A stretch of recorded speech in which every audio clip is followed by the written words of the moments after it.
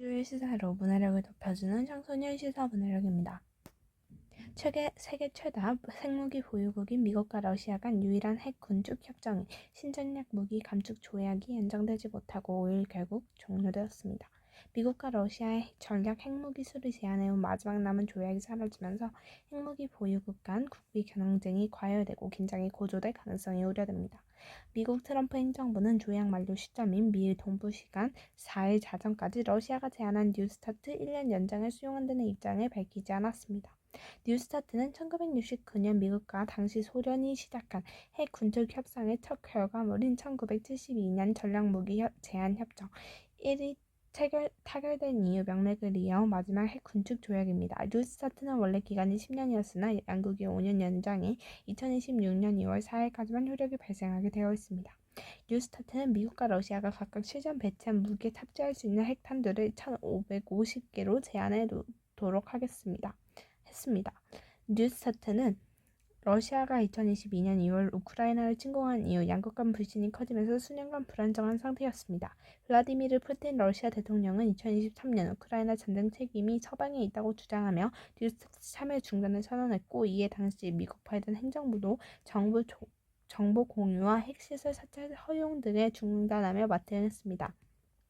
다만 러시아는 참여 중단을 선언한 이후에도 조약의 핵심인 핵무기 숫자 제한은 지키겠다고 주장해왔습니다. 국제사회는 지구 전체를 파멸에 이르게 할 수 있는 핵무기를 지닌 두 강대국의 약속이 모두 사라진 데 깊은 우려를 드러냈습니다.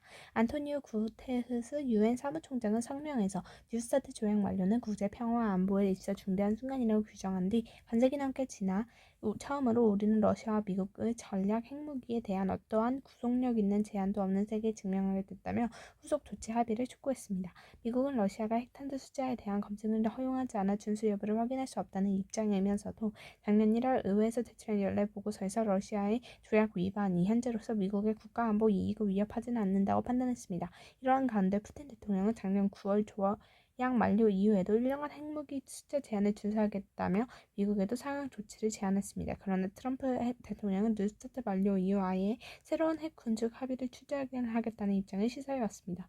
이는 러시아뿐만 아니라 중국 등 다른 핵 보유국까지 아우르는 핵 군축 합의를 할 수 있다는 얘기입니다. 미국 정부는 미국과 러시아가 핵 군축 조약에 묶인 사이에 중국이 핵무기 역량을 양적 질적으로 고도화하고 있다는 사실을 경계해 왔습니다. 중국의 핵무기 수는 아직 미국과 러시아에 비해 많이 작지만 빠르게 늘고 있습니다. 그러나 중국 정부는 자국을 포함한 핵 군축 협상 가능성에 대한 분명한 거부 의사를 못 박았습니다.